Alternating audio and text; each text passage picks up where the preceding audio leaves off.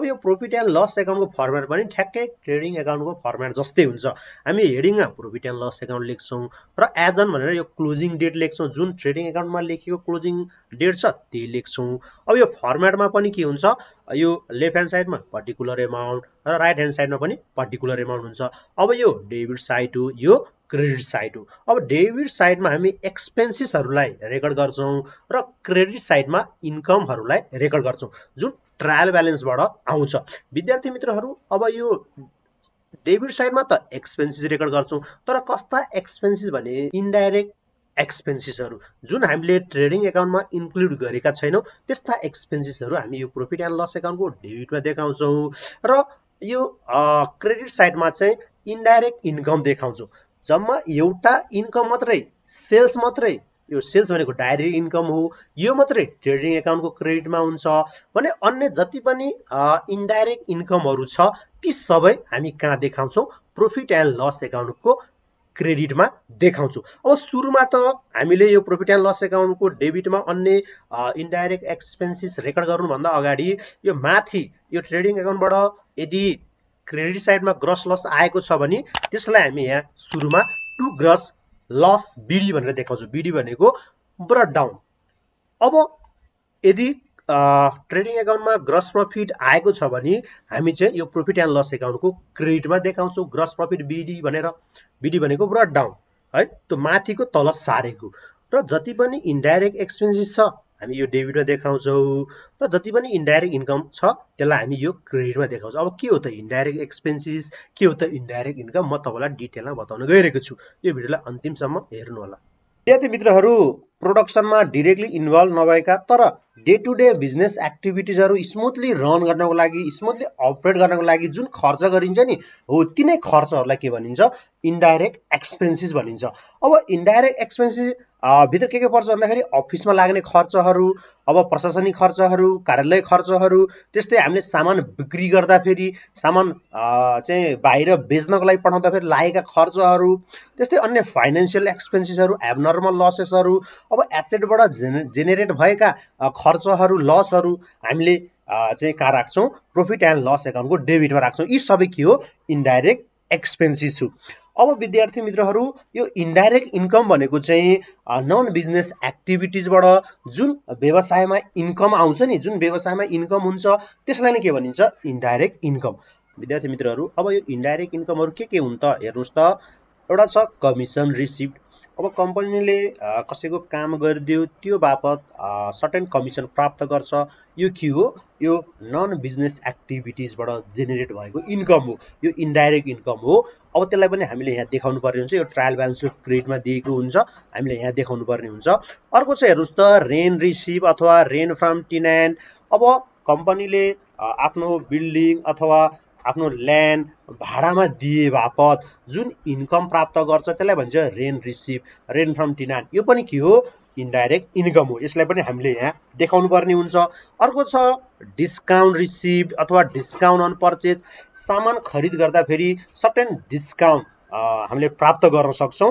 त्यो डिस्काउन्ट प्राप्त गऱ्यौँ भने, त्यो हामीले यदि क्यास डिस्काउन्ट प्राप्त गऱ्यौँ भने त्यसलाई पनि के गर्नुपर्ने हुन्छ, यो प्रॉफिट एन्ड लस एकाउन्टको क्रेडिटमा देखाउनु पर्ने हुन्छ। अब डिस्काउन्ट मात्रै भन्यो भने त हामीलाई यो डेबिटमा प्रॉफिट एन्ड लस एकाउन्टको डेबिटमा देखाउनु पर्ने हुन्छ, त्यो लस हो। यदि डिस्काउन्ट रिसिभ अथवा डिस्काउन्ट अन पर्चेज भन्यो भने चाहिँ यो हाम्रो लागि के हो, प्रॉफिट हो, यो हामी क्रेडिट साइडमा देखाउँछौँ। विद्यार्थी मित्रहरू, अब अर्को हेर्नुहोस् त, यहाँ के छ, इन्ट्रेस्ट रिसिभ्ड अथवा इन्ट्रेस्ट अन इन्भेस्टमेन्ट। अब यो interest receive, interest on investment भनेको पनि चाहिँ के हो, नन बिजनेस एक्टिभिटीबाट जेनेरेट भएको इन्कम हो।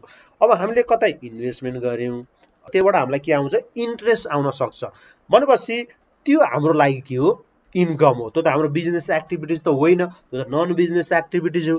अब त्योबाट जेनेरेट भएको इन्कम पनि हामीले कहाँ देखाउनु पर्ने हुन्छ, यो प्रॉफिट एन्ड लस एकाउन्टको क्रेडिट साइडमा देखाउनु पर्ने हुन्छ। इन्ट्रेस्ट रिसिभ भन्न सक्छ यसलाई, अथवा इन्ट्रेस्ट अन इन्भेस्टमेन्ट भन्न पनि सक्दछ। विद्यार्थी मित्रहरू हेर्नुहोस् त, अब अर्को छ डिभिडेन्ड रिसिभ। अब यो डिभिडेन्ड रिसिभ भनेको चाहिँ लाभांश प्राप्त। यदि हामीले कुनै अर्को कम्पनीको सेयर खरिद गरेका छौँ भने त्यो कम्पनी नाफामा गयो भने प्रत्येक वर्ष नाफाको केही अंश हामीलाई के गर्छ, डिभिडेन्डको रूपमा दिन सक्दछ। भनेपछि यो डिभिडेन्ड रिसिभ भनेको पनि हाम्रो लागि के हो, कम्पनीको लागि के हो, इन्कमै हो। तर यो इन्कम भनेको नन बिजनेस एक्टिभिटिजबाट प्राप्त भएको इन्कम हो। त्यही भएर यसलाई पनि हामीले कहाँ देखाउनु पर्ने हुन्छ, प्रॉफिट एन्ड लस एकाउन्टको क्रेडिटमा देखाउनु पर्ने हुन्छ। तर डिभिडेन्ड पेड भन्यो भने चाहिँ हामीले यो प्रॉफिट एन्ड लस एप्रोप्रिएसन एकाउन्टको डेबिटमा देखाउनु पर्ने हुन्छ। अब विद्यार्थी मित्रहरू हेर्नुहोस् त, ब्याड डेट रिकभर्ड। अब यो ब्याड डेट रिकभर्ड बुझ्नको लागि त यो ब्याड डेट भनेको के हो त्यो बुझौँ त।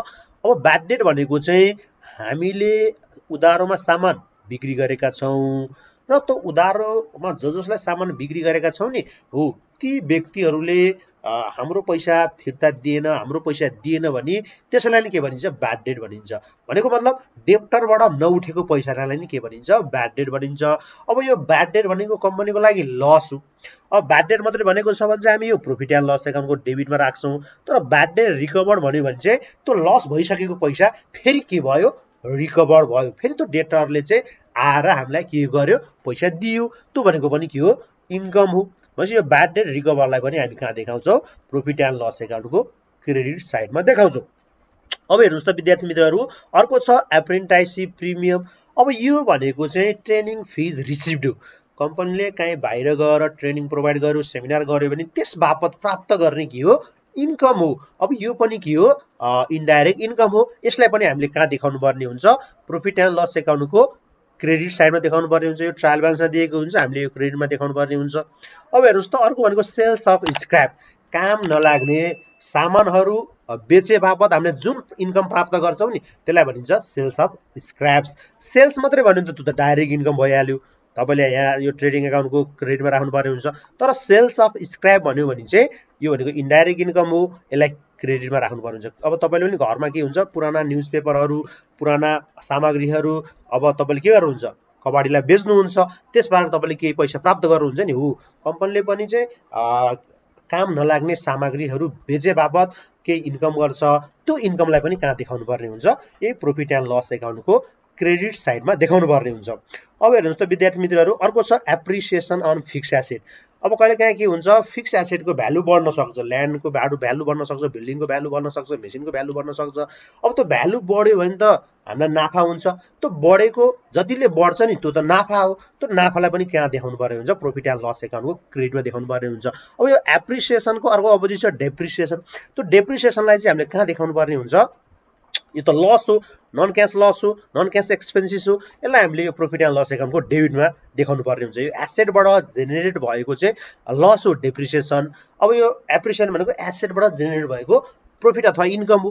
अब यसलाई पनि हामीले कहाँ देखाउनु पर्ने हुन्छ, एप्रिसिएसनलाई यो प्रॉफिट एन्ड लस एकाउन्टको क्रेडिटमा, डेप्रिसिएसनलाई प्रॉफिट एन्ड लस एकाउन्टको डेबिटमा देखाउनु पर्ने हुन्छ। अब अर्को हेर्नुहोस् त, हामीले कहिलेकाहीँ फिक्स एसेटहरू बिक्री गर्न सक्छौँ, इन्भेस्टमेन्टहरू बिक्री गर्न सक्छौँ, त्यसमा हामीलाई नाफा भयो, प्रॉफिट भयो भने त्यसलाई पनि हामी कहाँ देखाउँछौँ, यही प्रॉफिट एन्ड लस एकाउन्टको क्रेडिट साइडमा देखाउँछौँ। अब हेर्नुहोस् त, अर्को के छ, ट्रान्सफर फिज। अब नर्मली फिजहरू भन्ने बित्तिकै यो त डेबिटमा हुन्छ। तर यो ट्रान्सफर फिज भनेको चाहिँ सेयरहरू खरिद बिक्री गर्दाखेरि चाहिँ कम्पनीलाई केही पैसा बुझाउनु पर्ने हुन्छ। भनेको मतलब हामीले एउटा कम्पनी सञ्चालन गरेका छौँ। अब कम्पनीभित्र त धेरै सेयर होल्डरहरू हुन्छ। सेयर होल्डरले आफ्नो सेयर ट्रान्सफर गर्न सक्छ अथवा सेयर बिक्री वितरण गर्न सक्छ। त्यो बापत केही सर्टेन पैसा चाहिँ कम्पनीलाई दिनुपर्ने हुन्छ। त्यही पैसा हो त्यो ट्रान्सफर फिज भनेको। कम्पनीको लागि त यो के हो, इन्कम हो, यो इन्डाइरेक्ट इन्कम हो। यसलाई पनि कहाँ देखाउनु पर्ने हुन्छ, प्रॉफिट एन्ड लस एकाउन्टको क्रेडिटमा देखाउनु पर्ने हुन्छ। यो ट्रान्सफर फिज भनेको नि कम्पनीको लागि इन्कम हो। अब यो बाहेक अन्य इन्कमहरू पनि हुन्छ। तर हामीलाई क्वेसनमा सन्ड्री इन्कम्स अथवा सन्ड्री रिसिट अथवा मिसिलिनियस इन्कम अथवा मिसिलिनियस रिसिट भन्छ। यो हामीले कहाँ देखाउनु पर्ने हुन्छ, प्रॉफिट एन्ड लस एकाउन्टको क्रेडिट साइडमा देखाउनु पर्ने हुन्छ। अब विद्यार्थी मित्रहरू, मैले यो डेबिट साइडको सुरु नगरिकन तपाईँलाई किन क्रेडिट साइडबाट सुरु गरेँ भन्दाखेरि यो क्रेडिटमा थोरै आइटमहरू मात्रै हुन्छ, थोरै इन्कम आइटमहरू हुन्छ, त्यही भएर मैले तपाईँलाई योबाट सुरु गरेँ। अब डेबिट साइडमा चाहिँ कस्ता कस्ता किसिमका चाहिँ एक्सपेन्सेस रेकर्ड हुन्छ मैले भनिसकेँ, इन्डाइरेक्ट एक्सपेन्सेसहरू। अब इन्डाइरेक्ट एक्सपेन्सेस भनेको के भन्दाखेरि चाहिँ यो अफिस एन्ड एडमिनिस्ट्रेटिभ एक्सपेन्सेस। अब यो कार्यालय तथा प्रशासनिक खर्चहरू, सेलिङ एन्ड डिस्ट्रिब्युसन एक्सपेन्सेस, सामान बिक्री वितरण गर्दाखेरि लागेका खर्चहरू, अब अरू फाइनेन्सियल एक्सपेन्सेसहरू अनि अदर एबनर्मल लसेस र एक्सपेन्सेसहरू चाहिँ हामी कहाँ राख्दछौँ, यो प्रॉफिट एन्ड लस एकाउन्टको डेबिटमा राख्दछौँ। अब यो अफिस एन्ड एडमिनिस्ट्रेटिभ एक्सपेन्सभित्र कस्ता कस्ता खर्चहरू पर्छ, सेलिङ एन्ड डिस्ट्रिब्युसन एक्सपेन्सेसभित्र कस्ता कस्ता खर्चहरू पर्छ, अब यो फाइनेन्सियल एक्सपेन्सेस र अदर एबनर्मल लसेसभित्र कस्ता कस्ता खर्चहरू पर्छ, म तपाईँलाई डिटेलमा बताउने छु है। यो भिडियोलाई अन्तिमसम्म हेर्नु होला। विद्यार्थी मित्रहरू, अब यो अफिस एन्ड एडमिनिस्ट्रेटिभ एक्सपेन्सेस कार्यालय तथा प्रशासनिक खर्चभित्र के खर्चहरू पर्दछन् त हेर्नुहोस् त। एउटा हो स्यालेरी एन्ड वेजेस। अब अफिसमा काम गर्ने कर्मचारीहरूलाई तलब दिनुपर्ने हुन्छ, अथवा तलबमा लागेको खर्च हो स्यालेरिज एन्ड वेजेस भनेको। अब क्वेसनमा तपाईँलाई स्यालेरिज एन्ड वेजेस भन्यो भने नझुक्किनु होला है। अब स्यालेरिज त प्रोफिट एन्ड लस एकाउन्टको डेबिटमा भइहाल्यो। अब क्वेसनमा वेजेस एन्ड स्यालेरी भन्यो भने चाहिँ तपाईँले कहाँ लेख्नुपर्ने हुन्छ, ट्रेडिङ एकाउन्टमा लेख्नुपर्ने हुन्छ। अगाडिकोलाई हेर्नुहोस्, वेजेस भनेको त ट्रेडिङ एकाउन्टमा रेकर्ड गरिन्छ, यो त फ्याक्ट्री रिलेटेड एक्सपेन्सेस हो। अब स्यालेरी भनेको यो अफिसमा लाग्ने खर्च हो, यो हामीले प्रॉफिट एन्ड लस एकाउन्टको डेबिटमा लेख्नुपर्ने हुन्छ। क्वेसनमा स्यालेरिज एन्ड वेजेस भन्यो भने अगाडिकोलाई हेर्ने, स्यालेरिजलाई स्यालेरी यो अफिसमा दिइन्छ, त्यही भएर यो प्रॉफिट एन्ड लस एकाउन्टको डेबिटमा हुन्छ। वेजेस एन्ड स्यालेरिज भन्यो भने चाहिँ तपाईँले कहाँ लेख्नुपर्ने हुन्छ, ट्रेडिङ एकाउन्टको डेबिटमा लेख्नुपर्ने हुन्छ। अब अर्को हेर्नुहोस् त, इन्सुरेन्स। अब अफिसको इन्सुरेन्स गरेको हुन्छ। अब त्यो इन्सुरेन्स पनि के हो, कार्यालय खर्चभित्रै आउँदछ। अब कहिलेकाहीँ तपाईँलाई फ्याक्ट्री इन्सुरेन्स भन्न सक्छ। त्यो फ्याक्ट्री इन्सुरेन्स भन्यो भने चाहिँ हामीले ट्रेडिङ एकाउन्टमा देखाउनु पर्ने हुन्छ। तर इन्सुरेन्स मात्रै भन्यो भने यो अफिसको इन्सुरेन्स भनेर तपाईँले बुझ्नुपर्ने हुन्छ। अर्को हेर्नुहोस् त, यहाँ रेन्ट छ। अब यो रेट ट्याक्स भनेको पनि यो अफिसमा लाग्ने खर्च भइहाल्यो।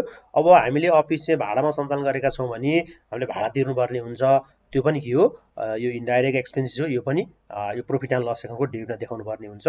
अर्को प्रिन्टिङ एन्ड स्टेसनरी भनेको हामीले कलम, कापी, मसी, एफो साइज पेपरहरू युज गर्छौँ, विभिन्न स्टेसनरी आइटमहरू युज गर्छौँ अफिसमा, त्यसमा लागेको खर्च हो यो प्रिन्टिङ एन्ड स्टेसनरी भनेको। अब हेर्नुहोस् त, कम्युनिकेसन चार्जेस, पोस्टेज एन्ड टेलिफोन्स भनेको अब हामीले अफिसमा टेलिफोनहरू युज गर्छौँ, इन्टरनेटहरू युज गर्छौँ। अब विभिन्न चाहिँ अब हुलाकबाट हामीले चाहिँ चिठी पत्र पठाउँदाखेरि हुलाक टिकटहरू युज गर्छौँ होइन, त्यसमा लागेको खर्च हो यो communication charges, postage and telephone भनेको। अब यसलाई पनि हामी कहाँ देखाउँछौँ, प्रॉफिट एन्ड लस एकाउन्टको डेबिटमा देखाउँछौँ। अब कानुनी खर्चहरू, लिगल चार्जेसहरू, अफिसमा भएका लिगल चार्जेसहरू, कानुनी खर्चहरू हामीले यही प्रॉफिट एन्ड लस एकाउन्टको डेबिटमा देखाउँछौँ।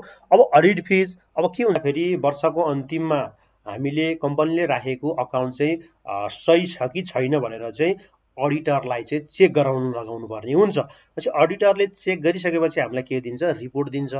पछि त्यो अडिटरलाई दिने चाहिँ सर्टेन चार्जेस हो अडिट फिज भनेको। यो पनि के हो, अफिसमा लाग्ने खर्च भइहाल्यो। अर्को छ अफिस लाइटिङ अथवा अफिस इलेक्ट्रिसिटी। अफिसमा पनि के हुन्छ, बत्तीहरू बाल्नुपर्ने हुन्छ, फ्यानहरू चलाउँछौँ, अब चाहिँ हामीले रेफ्रिजरेटरहरू युज गर्न सक्छौँ, त्यसमा लागेको विद्युत खर्च हो यो अफिस लाइटनिङ र अफिस इलेक्ट्रिसिटी भनेको। अब च्यारिटी एन्ड डोनेसन। अब अफिसले च्यारिटीहरू, डोनेसनहरू दिन सक्दछ है, चन्दा, दान चन्दाहरू दिन सक्छ, त्यसलाई पनि हामी यो प्रॉफिट एन्ड लस एकाउन्टको डेबिटमा देखाउँछौँ। अब ट्रेड एक्सपेन्सेसहरू, व्यापार खर्चहरूलाई पनि हामी यो प्रॉफिट एन्ड लस एकाउन्टको डेबिटमा देखाउँछौँ। अब ट्राभलिङ एक्सपेन्स, कहिलेकाहीँ के हुन्छ, कर्मचारीलाई एक ठाउँबाट अर्को ठाउँमा जानुपर्ने हुन्छ, त्यस्तो अवस्थामा चाहिँ त्यो खर्च स्वयं अफिसले बिहोर दिन्छ। अब त्यस्तो खर्चलाई पनि हामी यो प्रॉफिट एन्ड लस एकाउन्टको डेबिटमा देखाउँछौँ। र यी बाहेक अन्य जेनरल एक्सपेन्सेसहरू, सन्ड्री एक्सपेन्सेसहरू, विभिन्न खर्चहरू छ भने हामी यो प्रॉफिट एन्ड लस एकाउन्टको डेबिटमा देखाउँछौँ। अब तपाईँलाई क्वेसनमा त जेनरल एक्सपेन्सेसै भन्छ, सन्ड्री एक्सपेन्सेसै भन्छ, तपाईँले कहाँ देखाउनु पर्ने हुन्छ, प्रॉफिट एन्ड लस एकाउन्टको डेबिटमा देखाउनु पर्ने हुन्छ। अब हेर्नुहोस् त विद्यार्थी मित्रहरू, अब सेलिङ एन्ड डिस्ट्रिब्युसन एक्सपेन्सेसभित्र कस्ता किसिमका खर्चहरू आउँछ त।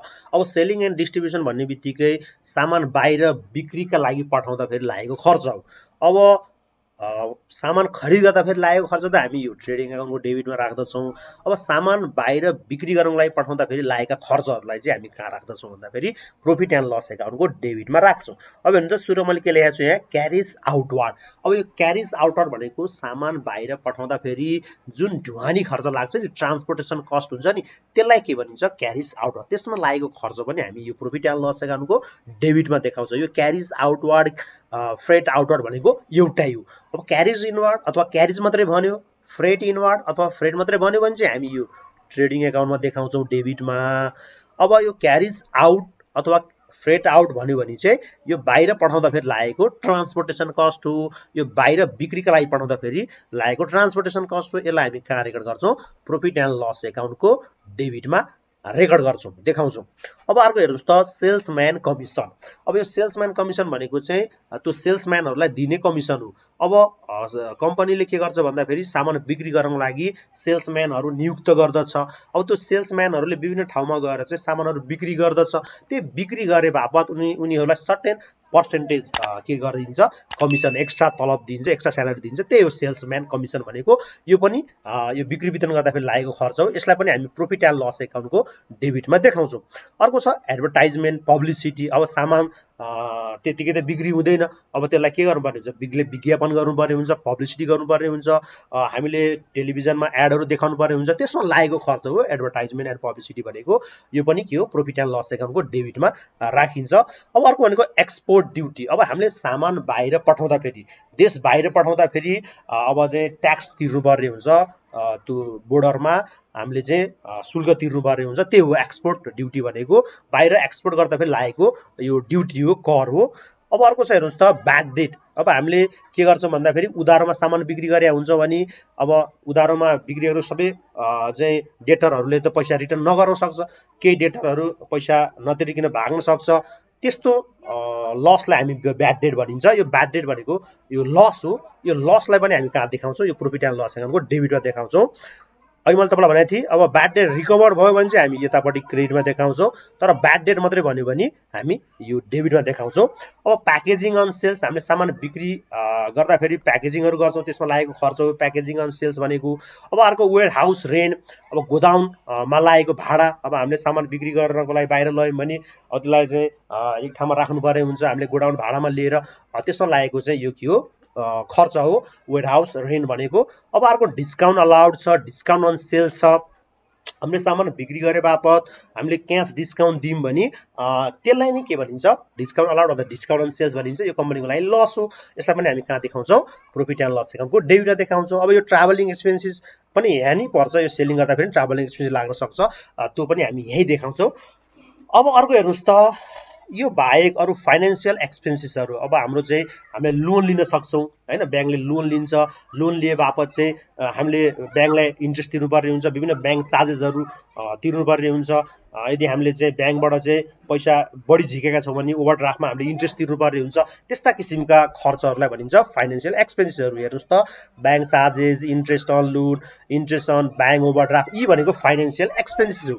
अब अरू एक्सपेन्सेसहरू जस्तै यो एसेटबाट जेनेरेट हुने एक्सपेन्सेसहरू भनेको जस्तै डेप्रिसिएसनहरू। कहिलेकाहीँ एसेटको भ्यालु घट्न सक्छ, एसेटको भ्यालु घट्यो भने त्यसलाई डेप्रिसिएसन भनिन्छ। अब यो टेन्जिबल एसेटहरूको भ्यालु घट्यो भने चाहिँ त्यसलाई डेप्रिसिएसन भनिन्छ। कहिलेकाहीँ इन्टेन्जिबल एसेटहरूको भ्यालु पनि घट्न सक्छ, जस्तै ट्रेडमार्क, प्याटेन्ट राइट, गुडविलको भ्यालु घट्यो भने त्यसलाई चाहिँ हामी के भनिन्छ, रिटर्न अफ भनिन्छ है। त्यो रिटर्न अफ छ भने पनि हामी यो यहाँ देखाउँछौँ। यो पनि के हो, यो नन क्यास एक्सपेन्सेसै हो। अब तपाईँको चाहिँ अर्को छ हेर्नुहोस् त एबनर्मल लसेसहरू। कहिलेकाहीँ मित्रहरू, अब अर्को छ एबनर्मल लसेस। कहिलेकाहीँ के हुन्छ, चोरले सामान चोरिदिन सक्छ, एक्सिडेन्टमा सामान चाहिँ के हुनसक्छ, लस हुनसक्छ। अर्को भनेको चाहिँ आगलागी भएर सामान नष्ट हुनसक्छ। त्यस्ता किसिमका लसहरू, एबनर्मल लसेसहरू कहिलेकाहीँ हुन सक्ने त्यस्ता लसेसहरू छ भने पनि हामीले यसलाई यहाँ प्रफिट एन्ड लस एकाउन्टको डेबिटमा राख्नुपर्ने हुन्छ। अब हामीले एसेट बिक्री गर्दाखेरि, इन्भेस्टमेन्ट बिक्री गर्दाखेरि जुन लस हुन्छ नि हो, त्यसलाई पनि हामी यहीँ देखाउँछौँ। यो पनि एबनर्मल लसेसै हो। र अर्को रिपेयर एन्ड मेन्टेनेन्सहरू छ भने हामी यहाँ देखाउँछौँ। र यो बाहेक अन्य खर्चहरू पनि हुन्छ, ती खर्चहरू, ती एक्सपेन्सहरू छ भने पनि हामी यो प्रफिट एन्ड लस एकाउन्टको डेबिटमा देखाउँछौँ। अब विद्यार्थी मित्रहरू, तपाईँले यो प्रफिट एन्ड लस एकाउन्टको डेबिटमा यो खर्चहरू देखाउँदाखेरि यो हेडिङहरू लेख्नु पर्दैन है। मैले यहाँ तपाईँलाई यो अफिस एन्ड एडमिनिस्ट्रेटिभ एक्सपेन्सेस भनेर यहाँ हेडिङहरू लेखेको छु, तपाईँले त्यो लेख्न पर्दैन। र यो जुन एक्सपेन्सेस जता जता लेख्न नि तपाईँले पाउनुहुन्छ।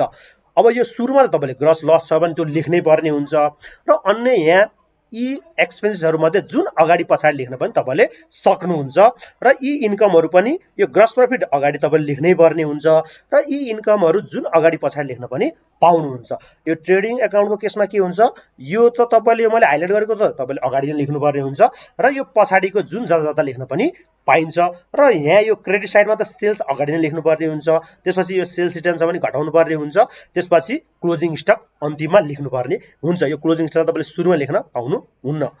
अब यति गरिसकेपछि हेर्नुहोस् त यो प्रॉफिट एन्ड लस एकाउन्टमा हामीले सबै आइटम रेकर्ड गरिसकेपछि यो सबै कहाँबाट आउँछ ट्रायल ब्यालेन्सबाट आउँछ यो ट्रायल ब्यालेन्सको डेबिटबाट आउँछ इदारु अब इदार चाहिँ ट्रायल ब्यालेन्सको क्रेडिटबाट आउँछ अब हामीले क्रेडिट र डेबिट के गर्छौं कम्पेयर गर्छौं यदि क्रेडिट साइड बढी छ हेभियर छ भने कम्पनीलाई के भयो नाफा भयो हामी यो डेबिट साइडमा थप्छौं के भनेर थप्छौं to net profit CD CD भनेको क्यारी डाउन थपेको यदि डेबिट साइड बढी भयो यो डेबिट साइड भनेको त खर्च साइड हो एक्सपेन्सिभ साइड हो यदि एक्सपेन्सिभ साइड बढी भयो इन्कम साइड भन्दा त कम्पनीलाई के भयो लस भयो अब हामीले थप्नु कता पर्छ डेबिटमा थप्नु पर्ने हुन्छ के भनेर थप्नु पर्ने हुन्छ नेट लस सिडी भनेर थप्नु पर्ने हुन्छ